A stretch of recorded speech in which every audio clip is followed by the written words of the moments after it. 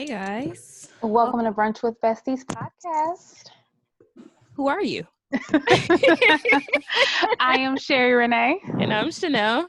Our mission is to heal and help others as we heal and help ourselves through purpose-driven conversations. Yep. Today we have a very special guest here with us. We do. Burr, Yay. burr, burr, burr. We're never really going to use the horns that we have on the video, but it's okay.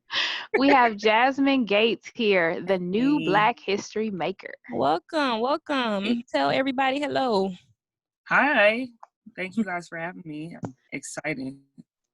Absolutely. Yay. So like I said, Jazz is here with us, and we are going to talk about her podcast and her movement, New Black History Maker. But before we get into that, we're going to start like we always do with a toast. So we'll start with Chanel. Who are you toasting to? All right. I'm going to give my toast to all the Black people in Wisconsin right now. We're kind of hurting. I don't know about anybody else, but I know this morning I was a little off, and I could tell I was off at work just from what had happened yesterday with Jacob Blake being shot in the back 7 times by Kenosha PD. It's every day, every other day.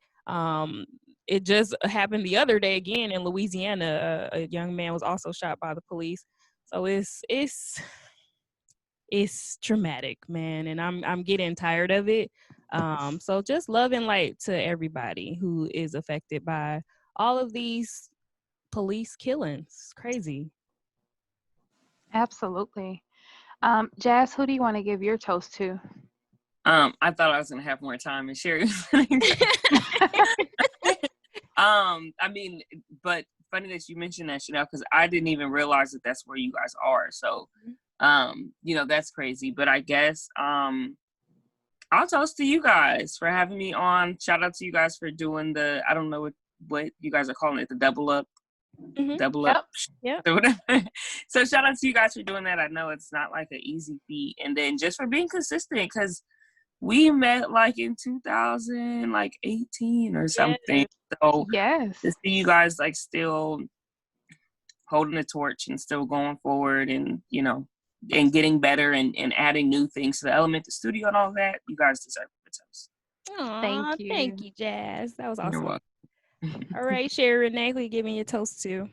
my toast actually goes to Jazz because I was reflecting on, you coming here in 2018 and in April, and just the evolution, like you were already a strong, powerful Black woman back then, but now, just the glimpse that I see of the things that you're doing, and even just the title, the New Black History Maker, is so powerful. And then couple that with what Chanel just said around everything that's going on in our community, in our backyard, it's obvious that we need it.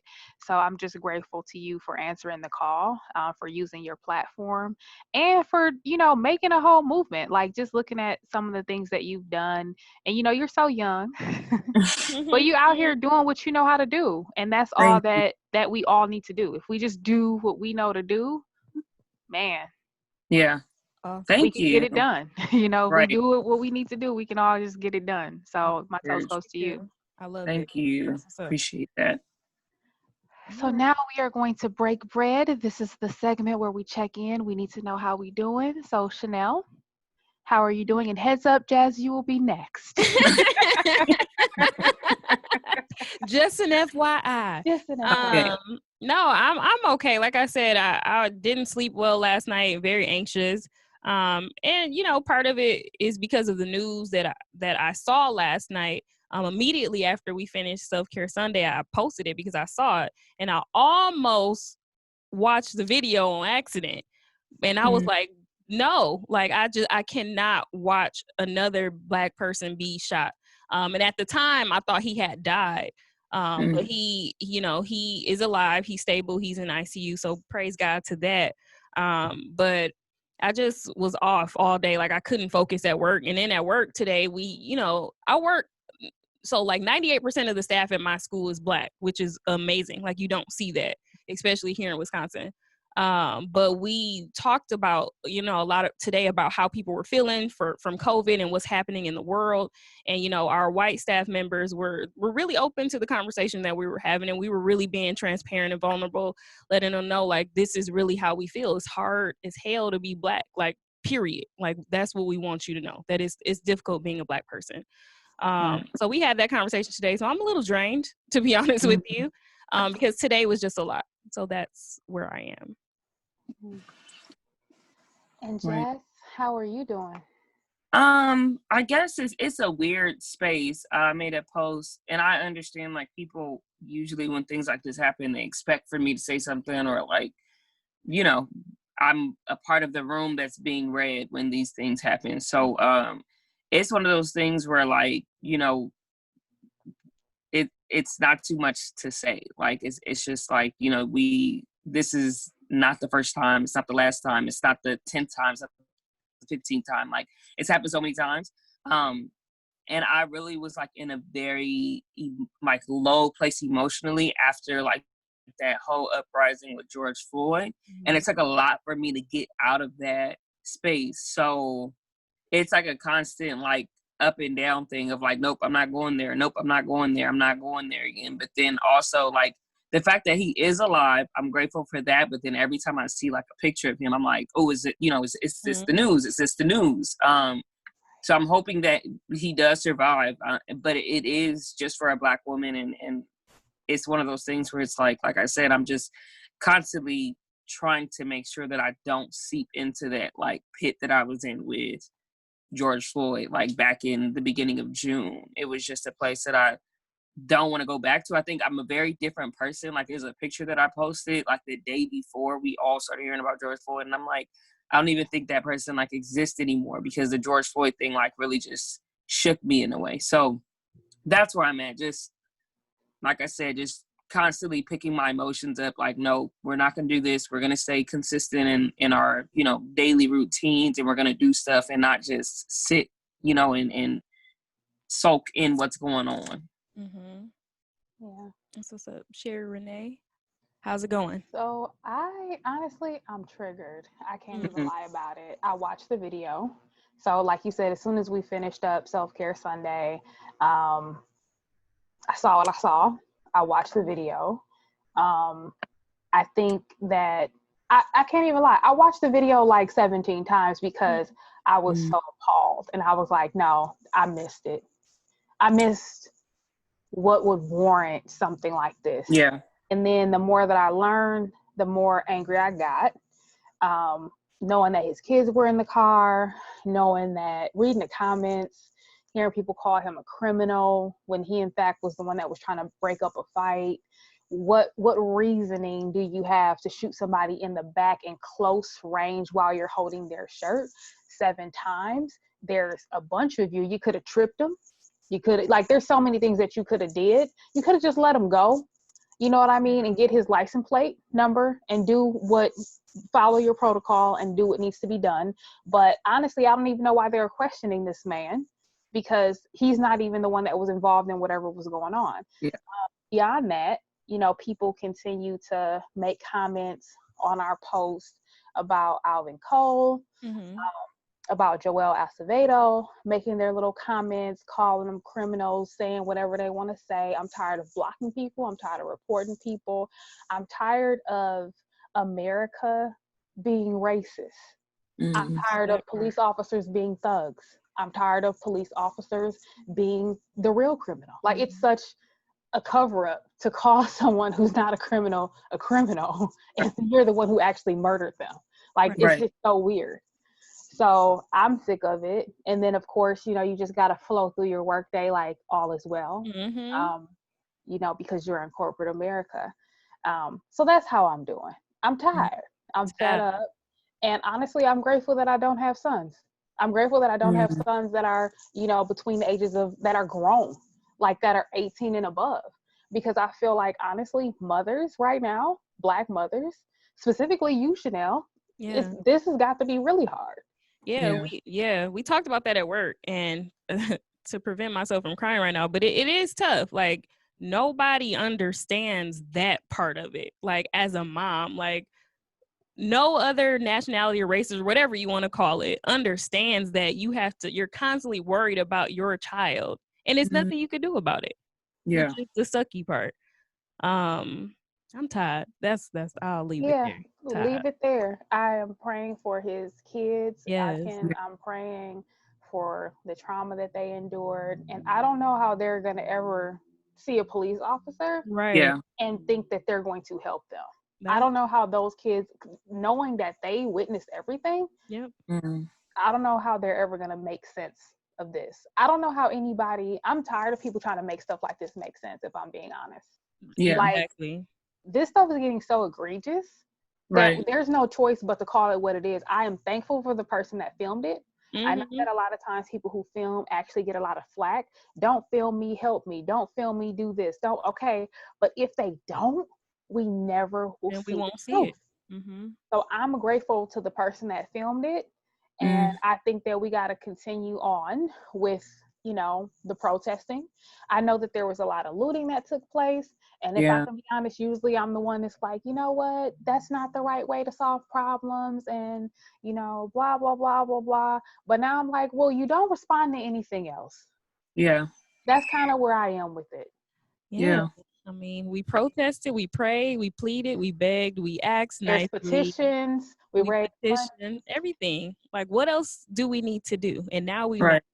Then I'm just going to add to this real quick that I'm going to move on. But then I found out that Joseph Mensah raised like over $80,000 in like a weekend. Yeah, the officer that killed 3 people. And I was like, that blew my mind.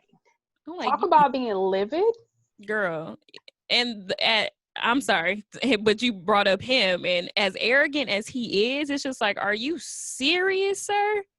Are you serious? His arrogancy drives me insane. That he, in his mind, he feels like he didn't do anything wrong. Nothing wrong. Which is ridiculous. Like, thank God I'm not a man, because I don't know. Me and him will have to fight. I'm sorry. You know what? We gotta fight. Think that's the thing. That's why, you know what, I'm glad that we try to just stay in our lane and do what we know to do. But if I can be honest, like, I'm starting to get to a point of rage. Yeah. This is just ridiculous. This is absolutely ridiculous. Before any of this stuff before it was getting so publicized the way that it is, I've had my own experiences. I've seen my brother have his own experiences. Never was a fan of the police. I was never against them, but I was never a fan. Because I've seen, again, in my mind, they are the real gangbangers. Like, those are the real thugs. Those are the real villains. Like, it's crazy. But okay, I'm gonna digress and I'm gonna move on. We have checked in. We are all not doing well today. Here we are. So now it is clearly we need a break. So let's go to the tip. All right. This episode is brought to you by Audible. Read along with us for free using our free 30-day Audible trial. www.audibletrial.com/BWB. BWB is in Brunch with Besties. Right now, we are reading The New Jim Crow, Mass Incarceration and the Age of Colorblindness by Michelle Alexander. Again, read along with us for free for 30 days. www.audibletrial.com/BWB. BWB is in Brunch with Besties. The link is always in our show notes. It's also on our Instagram at brunchwithbestiespodcast. Please click the link in our bio. And shouts out to Lotus Hustle in the chat. She sends us her praying hands and hearts. And I feel like if we could hear her sweet, serene voice, we would all be at ease. So I received that. Right. We received the love and light that you're sending. So now it is time for tea time. Yay. And again, we have the new Black History maker herself in the building. I mean, wait, I just feel like we need. There we go. There we go. Be a real one for Jazz. Right. Real visionary right before our eyes. I'm so excited. Yes. So welcome, Jazz. Welcome. And let's start. Our viewers need to know who you are. So let's start with how old you are, what you do. Let's get the stats. Okay, so I am 25. I'm a journalist, and I'm also the founder of New Black History Makers. It's a community organization where we're basically just celebrating the paths that, like, our ancestors paved for us. and highlighting those that are operating on those paths. And that was basically just started, I think around the time that I met you guys, that came out. Yeah, because I think I had shirts when I had came down there, but it was basically just a thing. I was journaling and writing an article, and I remember the person that I was writing about was really dope. And I put at the end of it, like, this is a true new Black history maker. And I was like, wait, that might be a thing. Like, hold on, let me go see if anyone else has used this before, and nobody else has used it or like used it in the way that I have. So I ran with it and just took it and wanted it to be a thing. It was around the time of like February, so Black History Month. I was like, I don't want us to just celebrate history and make it seem like it's not continuing. Like our ancestors did a work in the 1960s and there's nobody continuing that work here today, because that's a part of like celebrating them and lifting them up, is saying like, wow, you have successors. So that's what it is. It's basically to highlight those. And then it's also not that you have to be like the first Black president or the first Black CEO. It's like, you raising your sons, or you're raised, you have nieces and nephews and you're doing what you're supposed to be doing with them, or you're changing your diet, or you're choosing to work out more, you're choosing to heal and stuff, choosing to treat your hair more healthier and all of that. Like, those are all new Black history making moments. Those are all things that deem you as a new Black history maker. So I don't want people are always like, well, is it a big thing? And I'm like, no, it's not of course the first Black president can, be a new Black history maker, but like also in our everyday lives, like we can make history and we're going to make history. It just depends on like what side it's going to go on. So it's just to motivate us. Like when we put the shirts on, like I want us to feel something. I want when somebody reads it to be like, oh, that's not regular. Like they must be on something else. So that's essentially like what the movement is about. That's so dope. And yes, thank you. So at the end we'll run it back and we'll make sure we post how people can purchase apparel, because I know I have my shirt, my son has his shirt, so we definitely love the brand. But I do want to just say quick to something that Sherry Renee said that kind of sparked my memory too. But it is really dope to see you sitting here now and you're so confident and you're just like, you so standing in, your brand and who Jazz is. And when we met you a couple years ago, you were a little more timid. Like you were kind of like not sure about what you wanted to do. And now you're just this full blown, like, this is what it is. This is what I'm doing. I'm secure. I'm sure. So that's really dope to see that. I'm proud of you. Thank you for that. Yeah. There's so many people.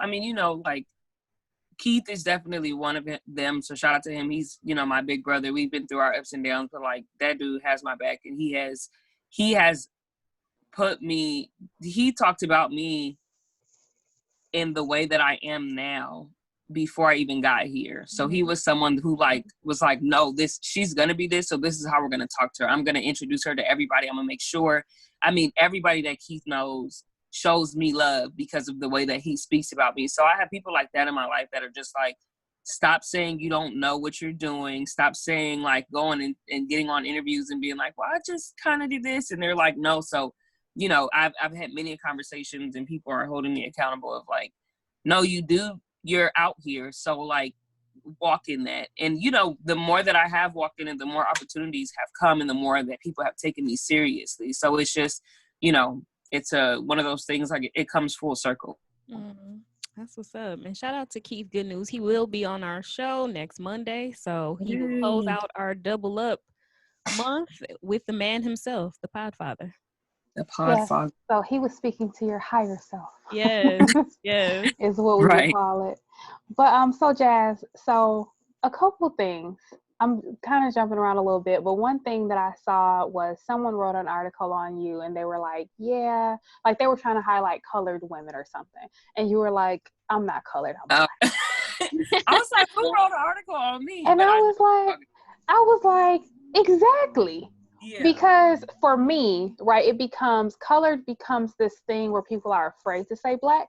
Because it could be so many things. It could be Asian, it could be whatever. And so a lot of times people will say like, oh, get a minority, or get, like, they use all these other words. And it's like, we're going to stop being afraid of black.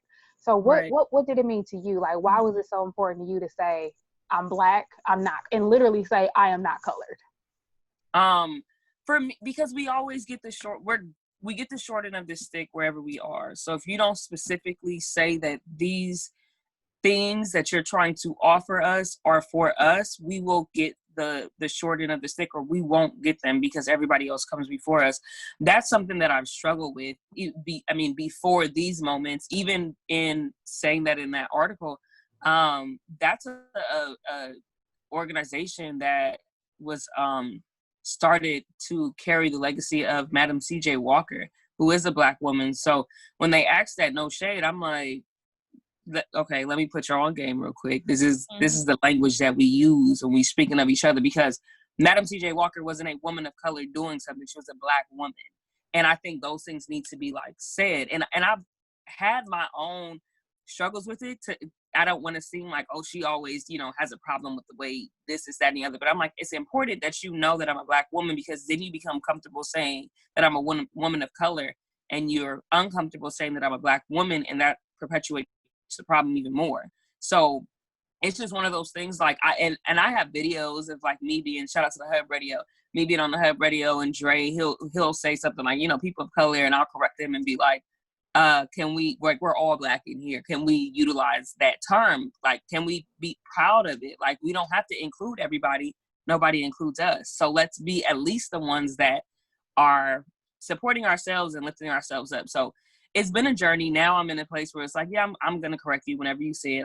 Woman of color is not the thing. If you think I'm being difficult, it's fine. But when you go into your next meeting, or when these businesses start saying we're going to give X, Y, and Z to Black employees, you can thank those of us that said, no, is it for Black people or is it for people of color? And that's kind of where it is. It's not to, argue with people, but it's like, when you mention us, if you want to help us, it's not, the disenfranchised. It's not the Black and brown community. It's the Black community. So please be very specific when you speak about us. Girl, you just said a whole lot of words, and it made me think. As Black people, we have gone through this kind of shift of what to call us. You know what I'm saying? Like we've been the niggers, and then the Negro, and then the colored, and then African American. So all of these changes, but let's call a spade a spade. We are Black. Capitalize my B, enunciate the CK at the end. It is what it is. And I'm glad that you are on this path of creating this new history for us to let people know this is how you address us. Don't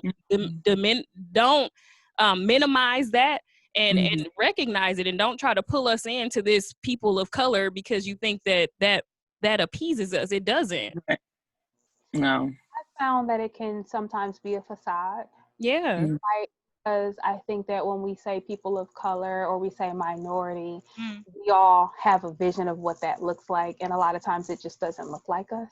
And so I love the idea of being very specific. And I know that when I hear people refer to me as a minority or a woman of color, I'm like, but I've never called it out, because I'm like, well, that's the accepted terminology, or that's what's politically correct. But I think that I'm tired of being politically correct. I think that we can no longer afford to be politically correct. And I know that in conversations at work following George Floyd, I've been very clear that I'm a Black woman, right? And I'm so glad, like, when I saw that in that article, I was like, yes. Like, I'm gonna be, if Jazz at 25 can be bold and say this for a whole article, honey, so can I. Okay. Don't call me what I want to be called. So like Chanel said, capitalize my B. And enunciate. I want to hear the. Okay, I need to hear it. That's how you say it. And it's and people, we talk about being politically correct, but like, our politics aren't necessarily correct with us or with America in general. So it's one of those things, like, we don't even really know what being politically correct is. We know what appeases the white man, and that's what they deemed as being politically correct, but it's not politically correct. What's wrong with y'all? First of all, y'all created this system, this idea of race. And y'all gave us this terminology of being Black or niggas or whatever. And then you want to not call us that and not give us what's due to us, even in conversation. Like, even just in conversation, you can't even give us our identity. You have to lump us in with everybody else that's not white. No, like what is politically correct? That it's only to pacify the white man. That's essentially what it is. So to me, you know, feelings don't matter. After the George Floyd thing, I was just like, I made a video and I was just like, I'm really not here for y'all tears, because y'all tired because we going through stuff. You tired of seeing us go through stuff. How about you go through it? Like, so it's one of them things. Like the allies, either you rock with us or not. If you do rock with us, you don't get a cookie for doing what's right. So go ahead and do what you need to do, but it's one of them things like, no, let's really be correct and don't ask us to not step on your toes when we're trying to rep for ourselves. Like, that's all that it is. Yeah, I agree with you so much, and it makes me think about the movie 13. I think it was in 13th where they were talking about like these code words, like they would use urban or, you know, minority. Like those words mean something to these white people, for lack of better words, that you know, they're lumping us together to make us seem evil or to criminalize us by using these code words and saying it that way. So let's just be clear from now on, everybody, we Black. Yeah. I know that, well, and also, can I just say that in the corporate environment, when people say Black woman, they were hesitant. And it's like, you're so scared of the word Black. You're so hesitant. Like, you're comfortable saying person of color or minority and blah, blah, blah. But you literally think something is wrong with referring to me as a Black woman. That speaks volumes to me. You know what I mean? If you're even just scared of the word. Right. But okay, I could go on and on about that. We can. Go on and on about that with you all day.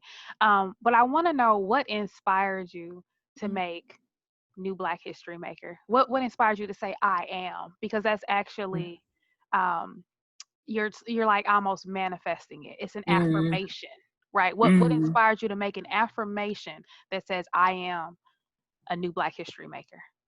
And that's interesting because when I look at the brand, it's a gift. So essentially, you know, if you're going somewhere and you're shopping for someone, you're not going to like put it up and be like, oh, this will look cute on me. They're going to like it, you know? So it's really just my gift to my community. I've gotten out of like saying that I want everyone else to see us in a beautiful light, but I want us to see us in a beautiful light. Like, I need Black people to be like, oh, okay, we do make history. Like, history makers are not random people. History makers are not people that are just walking down the street every day of their life and not, you know, doing something positive. So it's really my gift just so that the community can see, Black people abroad essentially can see, like, you know, we can do positive things, and then we can be encouraged, because I think there's a lot of us who are, you know, even listening to your own personal stories from like over the years with the podcast, with your family stuff and everything, the decisions that you guys have made now today, you know, are going to affect the generations that come from you or affect your nieces and your nephews. So that's a history making thing, but so many people will probably look at that and be like, well, she was supposed to do that, because, and it's like, no, that's celebratory. Like, that's something that needs to be like uplifted. So me hearing those stories, me hearing, you know, Black men express how, like Willis's story is one that gets me like every single time. And I've heard it in so many different variations from him, but like, that's a New Black History Maker for me. And me hearing those stories is what essentially like keeps me going. But like, I really, really love Black people. Like, I really love us. So that's also one thing that like keeps me going. It's not like, oh, well, they want me to come on and talk about Black people again. Oh my goodness. Like, I always talk about Black people. Like, no, I'm who else am I going to talk about? You know, like, it's a love thing for me. So like, the community keeps me going, and they back me so much. Like, I'm so grateful for the community that I have, the circle that I have. Like, there's times people will just send me a message and it's like, just a beautiful message. And I'm just like, oh, I just wake up every day and just try to do something to better the brand, better myself. So those are the things that like keep me going. Yeah, but just the love, like, you have to love what you do or love something there. And that's kind of like it, if that like answers the question. No, that's good. So thinking about the love, like who taught you that? Like what was your like upbringing like, or like were your parents this passionate about Black people? And I know, as Black people, we love us, but I can see the love runs deep with you. Like you really have a passion and a purpose to uplift our community and help us. So thank you for that. But where does that come from? Okay, so, and this is interesting because I did work, even maybe before I had met you guys, I was doing a lot of work to like connect with like my inner child. So then just a lot of things come to fruition. Like I remember, well, I grew up in the church, so I'm one of the Blackest, Church of God in Christ is like one of the Blackest organizations in the history of churches. So I grew up there. I'm like 5th generation. So that my grandfather is from Mississippi, my grandmother's from here, just seeing them, and then like my granddad is also missionary Baptist, so it was just a lot of like Christian, like Black churchness in me, growing up with that. And then like my dad, I realized more in the past like 2 years, just the things that he's told me. So we had Marcus Garvey school in LA, and he wanted me to go there, but I think it was like too far or something. So my mom had sent me, we went to like this all white Christian school. I remember them not giving us like Martin Luther King Day off, and my dad going up there and saying something about it. And I'm just like, here he goes, but not realizing how important that was. He went up there the next year, and every year after that, it was off because it was a private school, so they can kind of do what they want. My dad, now he does, but he didn't used to wear collars. As he said, it was the white man's chokehold. So he had suits that he wouldn't wear ties, and he had suits, or the tie was the white man's chokehold. So he had suits that were collarless. And I remember as a little girl, us always trying to find him suits with no collars on them. I did my first project in elementary school, and it was on a white person, a white basketball player maybe. I came home and I'm like excited. My dad was like, all your projects are on Black people from here on out. So all the way from maybe like 2nd grade all the way up until college, I never did a project on another another white person or non-Black person. Every project was done on a Black person. So he thinks that I'm like a lot, but I'm like, sir, if I tell people these stories of you, then it makes sense as to why I came out the way that I am. So yeah, and there's probably like a lot of other things. I remember one of my teachers telling me something about Martin Luther King, and I went home and I told him, and he was like, don't trust white people. And I don't think he said it like to be funny, but like when they're talking about our history, don't trust them. And he says like he doesn't remember, but I'm like, that's such a powerful statement to say, and it stuck with me. So those are just a few of the moments that I think where at some point in time, they were just like turning for years and years. And then when I got to like, because when you're in high school, you're kind of limited on what you can do because you're still a child in a say. And then you get to college, you're like figuring it out. So then once I got out of college, it was like, oh, I can do what I want. Like I can feed the homeless. I can go and talk about Black people as freely as I want to. I can create a brand.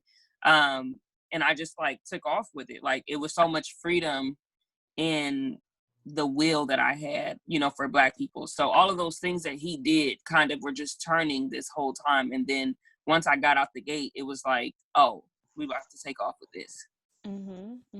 Yeah, so he was planting little seeds. Little did he know. Yeah. And I think he was also just trying to ensure that you knew your Black history, because he knows that number one, it may not be taught, and if it is, it may not be the truth, right? So he was just like, hey, if you get to pick who you're going to study, we're going to study Black, because this is your only opportunity to learn about it. You know? So shouts out to Dad, man. Collarless dad, but he was still okay. He wears them now, but he didn't wear them when I was young. Now that's bliggity Black. I ain't wearing no tie. I ain't wearing no collar. You think this a new chokehold? Ain't gonna happen over here. No, but I was wondering, what is your Black history? Like, what has your Black woman experience been? And how does that contribute to your mission of being a new Black history maker? Well, like I said, I grew up in the church. I went to an all white, maybe a few Hispanics, Christian school. one of my most proud moments was there. I believe Obama was in office, which tells, well, I said my age already, but he was in office when I graduated from 6th grade. So, or he was that is crazy. Yeah. Because I'm like, we were in college when that happened. You was in 6th grade? Yeah, it was either the year that I left or something like that, but I forgot. I think it was him. And I got the presidential award in 6th grade at graduation. I was the only Black kid in this graduating class to get that. I didn't realize it when I got it until someone told my mom at the graduation she's the only Black kid to get that. So that was like a defining moment for me, that it let me know, because I grew up very sheltered. So a lot of like Black issues just weren't at the forefront of my mind. I didn't see them because it was basketball. I went to school and we went to church, and that was it.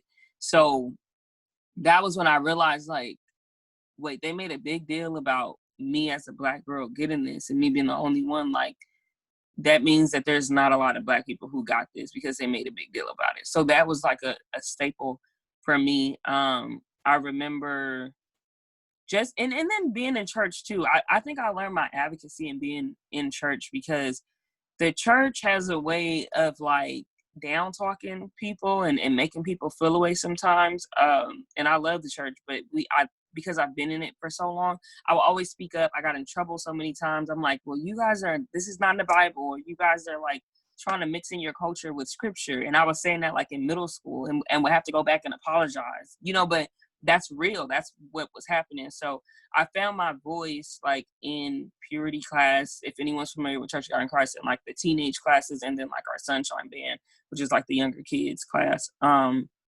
I went to school. This is a story I don't tell often, but I went to, I got a scholarship after I went to a junior college to an all-white Christian school, and basically like got kicked off the team there because the coach was being racist. I mean, it was probably like 6 Black girls on a team of 20 where everybody else was white, and I think we had like 1 Hispanic. We would end up in the same line, the Black girls, and she would go like, oh, y'all need to split up. Or we would go on trips, and she would be like, do I need to have a seating chart for y'all? And I'm like, it's 16 or 14 white girls, and you trying to split us up like it's only 6 of us. So it got to the point where I had one of my teammates had asked me to go to the what is it called, the athletic director, to go talk to them. And she talked most of the time. I think I said a few things, but at that point, I'm like, yo, I worked my butt off to get the scholarship. I came from a JUCO. I'm about to chill. But I also thought that it was wrong. So it ended up coming back to her that I was in the room. I don't even know to this day if she knows that there was somebody else in the room that had said something. So they had suspended me essentially for like 14 days because I was like 5 minutes late to something. But 2 other girls didn't show up at all, and they got suspended for like 2 quarters. So I was suspended for 14 days. I was like, you know what? I'm going to work out. Came back, came on the line. I'm ready for practice. They're like, Gates, we need you up in the office. It's a Title IX coordinator in the office and my coaches. And she's like, well, we're letting you go. We feel like we can't trust you. So I was like, okay. I kind of went on. I really did go off on her. And that was I went off on it just a tinge. Just this much. Right. And that was a thing too where my dad had got cancer in October. Mm-hmm. They had let me off the team around November, December, and said, since your father got that news, you had a bad attitude. So what? So it was just a bad situation, and I ended up leaving. But it was difficult because a lot of people were like, well, do you regret saying anything? Do you regret? And I was in a very sticky time where I was like, I don't know. Like, I wasn't in school. I wasn't playing basketball anymore, but it was like, it wasn't right. Like, I couldn't be my best self as a hooper or as a student if you were being racist to me or being like prejudiced to me as my coach, who I see you more than I see anyone else. And I'm living in dorms. I'm not with my parents, all of that. So at the end of the season, she ended up getting fired. Essentially what had happened was none of the teammates backed me in the beginning because that was before a season. But then as they went through season, they saw more and more of it. They went to the athletic director, the same athletic director. Her office was empty that next day. and she was let go. That was the moment when I heard that. I was like, oh, y'all ain't gonna shut me up ever. Like, you guys will never silence me. Do I feel bad? Do I regret it? No. Although I didn't really care for the girls that were on that team, but I said there will not be another Black female to come to this program and deal with that, what she dealt with. What I said, they may not have believed it, or maybe they did, I don't know, but it was a precedent for what they had said at the end of the season. Unfortunately, I had, got the short end of the stick, which us Black women typically do, but I realized then, I remember telling people, like, after I found that out, like, it was a few months later, I was like, oh, like, y'all think I'm gonna be quiet after this? Like, she got fired. Like, she doesn't have a job. Her livelihood is affected because she messed with the wrong people. So it was, that's a story that I don't really touch on, but that was one where I was like, I found my voice in that as well. Like, I feel like my voice kind of like grew or blossomed out of that. And then after that, I started working in education, seeing the kids being mistreated in the classrooms, especially here in LA. We have one of the largest districts with LAUSD, seeing them being mistreated. It was just one of those things, like, you would be infuriated. You would create something that said, I'm a new Black history maker, if you saw the way that the school districts treat the Black kids that are here in the hood, but that same district has schools that are in the valley with the white people, and they have better resources, but it's all the same district. So all of that, kind of like in a nutshell, has created the person that I am today. The kids, that's my biggest fuel. They like basically turned me into a woman when I was dealing with them, that like I had to get it straight and I had to go and do something for them. So all of that kind of like encompassing is like the history and the reason why like I kind of am the way that I am today. Wow, that's powerful. Yeah. And it definitely makes me think about how you're talking about LA and how, just across lines where it could be very like equitable and not so much equitable. And that's totally how it is here in Milwaukee. Like, you could literally be in Milwaukee, go up a few blocks, you're in a new village or town, a suburb, and it's like night and day. And you literally cross the street. It could be the same name on the street. Crazy. Yeah. And it's night and day as far as like resources and, things that people need. And that's just crazy that this is still America. That is still how America runs, which is really awful. Which I'm glad we talked about this, because it's kind of a segue to Manhattan Beach. This was very interesting to me. So if you could first explain what Manhattan Beach is and the history behind Manhattan Beach. So Manhattan Beach is a very white place in California. It's on the beach. It's a lot of water.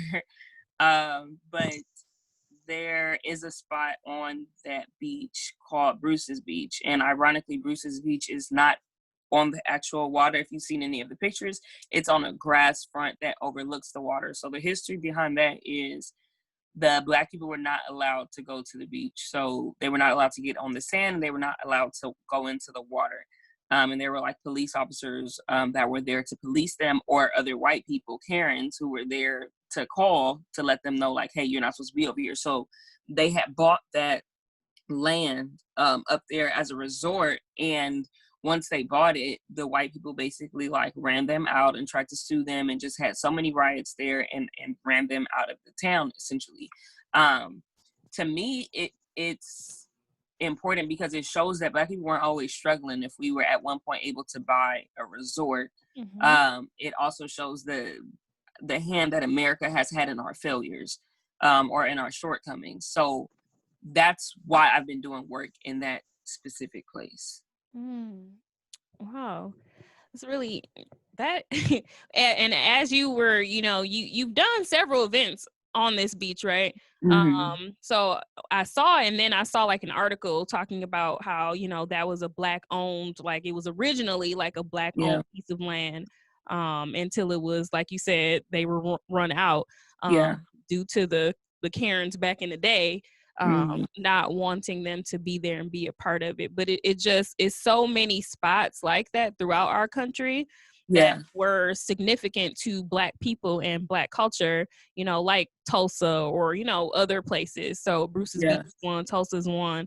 In New York, Central Park was another one that I had no idea that, you know, Black people cultivated this land, and now, you know, we don't have any claim to it today.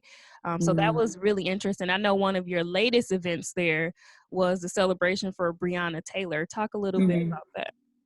Well, that one, and ironically, when I talked about earlier that like emotional pit. So Breonna Taylor's, when she was murdered, it was in March, and I remember hearing about it, but you know, no uproar about it or nothing, and which is normal because there's so many. And then when George Floyd got murdered, her name started coming up again.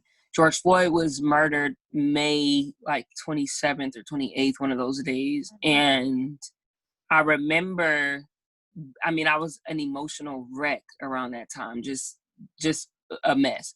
And I remember getting on Instagram, and shout out to my sister Kamari. She had posted Breonna Taylor's birthday is on that Friday. So this was a Wednesday. And I remember saying like, wow, I need to get a group of Black women together. We need to celebrate this, because it was a lot of protests going on in LA at the time. It was a lot of just unrest. It was looting. I mean, they tore parts of LA up. So I physically can't get out there and walk and doing all that just because of my own physical health. So it was one thing where I was just like, I need to get a group of Black women together. I woke up, it was like 8 when I saw the post, and I called like 20 Black women that I knew and was like, hey, if I do something, I knew it was COVID, so I'm like, I'm gonna do it on the beach. And I thought about Bruce's Beach. Shout out to Robert Lee Johnson. He's a former Black Panther of the Compton chapter.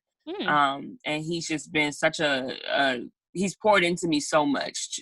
Always tap in with your elders. If anybody's listening, tap in with your elders. I was on a panel with him. We connected, and then he invited me to go watch this documentary of filming at the Pan-African Film Festival out here. And that's when he mentioned Bruce's Beach. And it just sat with me, and I was like, I don't know what I'm going to do with this. So maybe I'm just going to go sit there and like make a picture and post about it. I don't know. But then when COVID hit and I knew I wanted to do something for Breonna Taylor, I said, I'm going to do it at Bruce's Beach. And that's when I went there. And like I said, it was just, I called 20 Black women and made a flyer that day. Like I woke up, got up and was like, okay, we're going to do this. I made a flyer, and I posted it around like 3 or 4 that Wednesday, and the event was that Friday. So less than 48 hours to promote it and get it out there. And I was on the phone with a friend and was like, you know, she was like, how many people do you think are going to be there? Because people were still worried about Corona. I was like, yeah, it ain't going to be like, no, 80, like maybe like 40 people.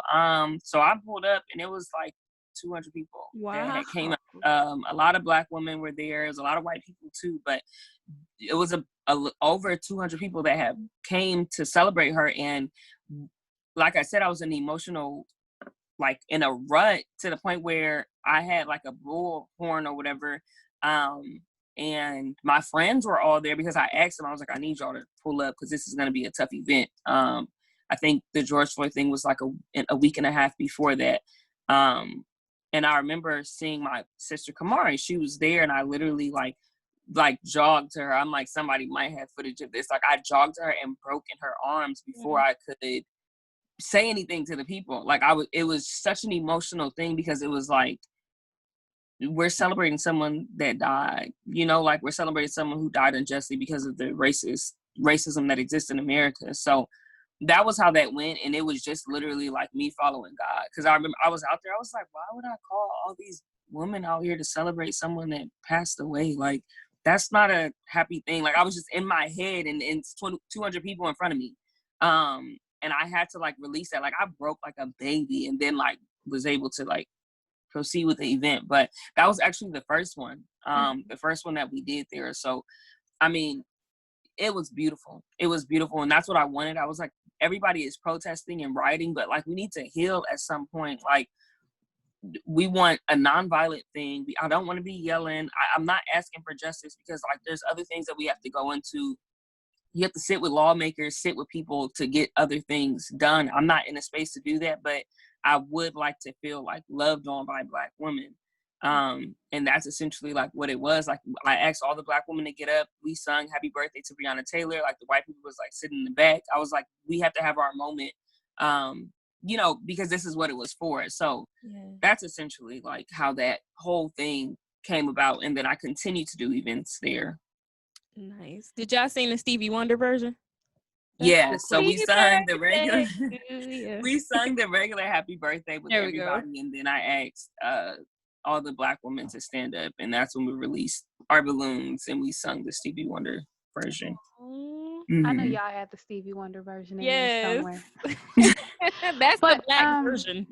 It's really great to learn about Bruce's Beach because it does remind me of Tulsa, as Chanel mentioned. And it's crazy because I never learned about Tulsa in school. And that was the most, I think it was racially violent riot that ever took place, and literally never learned about it in school. So I'm glad that you're bringing light to Bruce's Beach, because it makes you wonder how many areas did we have that we just don't know about, that were ruined, you know what I mean, because we were able to acquire certain things and people didn't like it, because remember, we were never supposed to have it, because remember, we were only 3/5 of a person, because remember, we were just property, because remember, we're incompetent, you know what I mean? So it's one of those things where it's like, it just makes you wonder how many Bruce's Beaches in Tulsa, Oklahoma existed, you know, before it was ruined and destructed. But one of the things that you talked about at the Breonna Taylor event is that you really wanted healing. And earlier you talked about healing your inner child. And I'm wondering, so I hear a lot of people talk about this healing inner child thing. And I believe that I have done some of that too, but I'm not always familiar with specifically what that means and how you go about doing that. So can you give us some background on what were you trying to heal and how did you go about doing it? And is Black women, what is it that is most ailing to us that we might need to be healed from that we don't even know? I don't even know if I use the word heal, but I guess that is what it would be. So to me, it's acknowledging my inner child. I had a mouth on me, but I knew what I wanted, like when I was growing up. And there were just things, I think, who we are at our core, like our purpose is very much attached to like some things that you know, started when we were younger. What you wanted to do when there was no money around, when you didn't have to pay bills, we didn't have to do anything, those things that you dreamed about, those things that you talked about, or you said you wanted to be when you grew up. Those things are like the desires of your inner child. So for me, it was just like it's a constant like manifesting, like, okay, yes, I'm doing that. And then sometimes it's also looking at like older pictures and stuff. I know with me, because growing up in the church, there was a lot of expectations on me with my grandparents being preachers and the pastors of the church. You couldn't really mess up, or you couldn't have a mouth on you, or you kind of had to let anybody kind of talk to you however they wanted to talk to you, and you kind of just have to let it roll off your back. And then I'm so grateful because I got in trouble for my mouth a lot. I mean, just so much. So I'm grateful that I was strong enough as a child to hold on to it and to now see like the beauty of it today.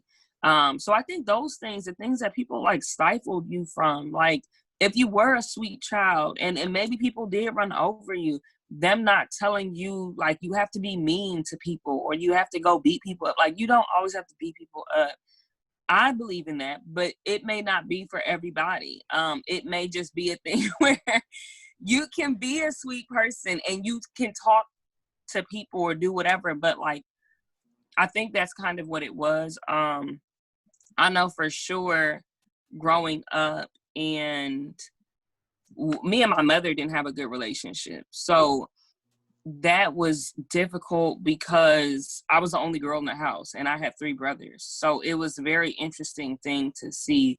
That relationship didn't get mended until I left the house. And now it's perfectly fine. But that was also another thing, not having that like or having just that wedge between my mother and I, just as a girl and wanting like that to be a thing. So like now I'm like big on sisterhood and big on like, oh, the sisters that I do have, like I make sure I check in on them and do all of that.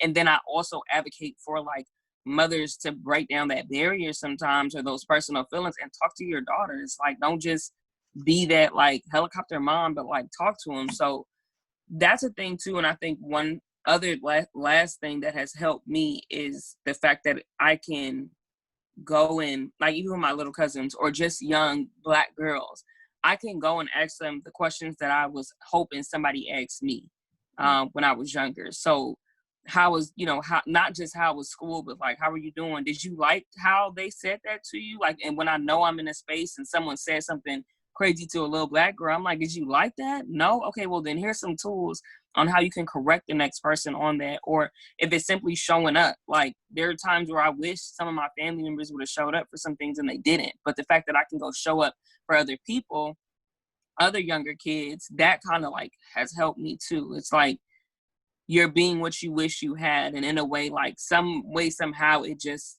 mends that part of you because you know that you didn't have it, but you're giving it to like somebody else. No, that's good. That is good. And I love I love where you were going with the relationship with your mom and being a daughter. I think that could be a whole nother episode. Child, I'm like, bring all the mamas in. Mama. Listen, mamas, all the calling mamas you to the front of the congregation. I love it. I love it. All right. See, it always, the time goes it so happens. fast. But okay, tell us, what can we expect from your podcast and where can we find you? Yes. So podcast, New Black History Makers podcast, it's on whatever platform you have to listen to a podcast. With that one, it's just telling Black stories. We are highlighting Black people, new Black history makers. And like I said, there's so many people that I asked to be on and they're like, I'm not a new Black history maker. And I'm like, if I called you, then you do something that I appreciate or that I feel is in alignment with the brand. One aspect that I'm super excited about, this may be, may have kind of came from like Willis and not the idea, but from me listening to his story, is Black Male Stories. It's a segment that's on the podcast. Like I said, I have 3 Black brothers and I have a Black father, and I feel like the world just does not regard them in the way that I do. And then they don't love them that way. And then sometimes we as Black women just expect for them to be pillars without understanding like where they come from. Y'all heard Willis's story, just him not knowing his biological family and the different burdens that he carried throughout his life and the different things that he's been through. But to see where he is now today, somebody might look at him and he may have a shortcoming somewhere and they might go, well, why is he like this? Or X, Y, and Z, is this, that, and the other, or whatever. But it's like, if you knew this man's story and you allowed him to talk to him, you might show him a little more grace. And I feel like if we are understanding Black men towards us and Black women towards Black men, we may be a little better off and be able to like move in a way. So that is, I know we as Black women, like this platform, we get to tell our story. We like, you gonna hear my story whether you want to or not. Black men, they may sit back a little bit and be like, I ain't about to sit up here and I don't want nobody crying for me or nothing like that. So I'm like, come onto the podcast. I'm not challenging you on anything. I want to hear your story. I want you to tell me about the relationship with your mother, the relationship with your father, who helped you get to where you are. What are your passions? The inner child that you had, what is that?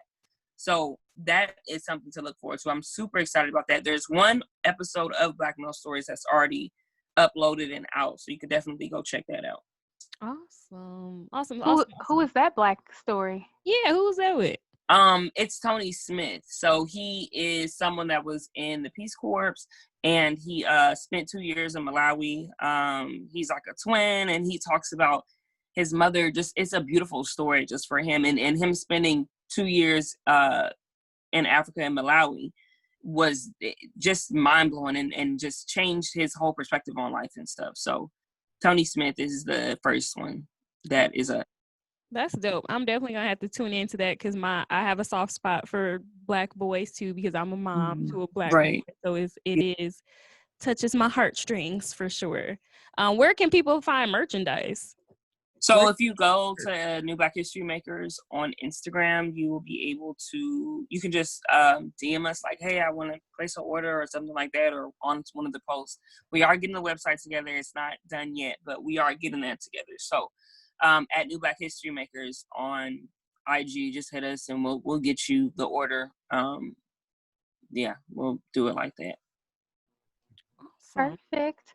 Okay, Yeah. so real quick, what's gonna go in our sizzle box? Chanel, Right. we'll start with you. 60 seconds. Oh, go. Definitely I love how Jazz is so authentic in who she is and using her voice. Because I think right now is a beautiful time for us to start to be those Black history makers. That we are literally walking in Black history and making Black history every day. So I think it is a beautiful time to be on the brink of that and just being authentic in who I am as a Black woman and using my voice. So that's what I'm taking away. Awesome. And Jazz, what are you taking away? I guess the using my voice thing that you guys keep like affirming me, and so just walking in that, because there are people who I've gotten in trouble from, not in trouble, but I've had pushback on some things even recently about some things that I've posted about or I've blew the whistle on. So just being firm in that, I have to have a nonchalant spirit about that as long as my intentions are pure. So that just continuing to do that is what I will take away. Sherry Renee? I'm going to take away just knowing that, like you said, Jazz, we are making Black history as we speak. So being mindful of that and knowing that every decision that I make or don't make will be history, right? And it will be my history. It will be the legacy of whoever my offspring is. And to be mindful that literally I get to choose that. There's so much power in being of that affirmation of I am the new Black history maker. I look at that as an affirmation. I look at that as something to strive to do every day. And it makes me question, well, what history am I making? That's good. Yeah. And I always tell people, even on the podcast, I say it a lot, but we are, the next generation's ground zero. So all the work that we do, like I said, if I get my, a healthy hair regimen, or if I'm, vegetarian, I am vegetarian. So that one thing, that's an option for the next generation that comes from me or for my little brothers. So we're their ground zero, our highest peak. So if we get to as high as we can get to, that's where the next generation, that comes from us will start from. So it's a beautiful thing. Awesome. All right. Well, thanks for tuning in to Brunch with Besties podcast. Until next time, peace.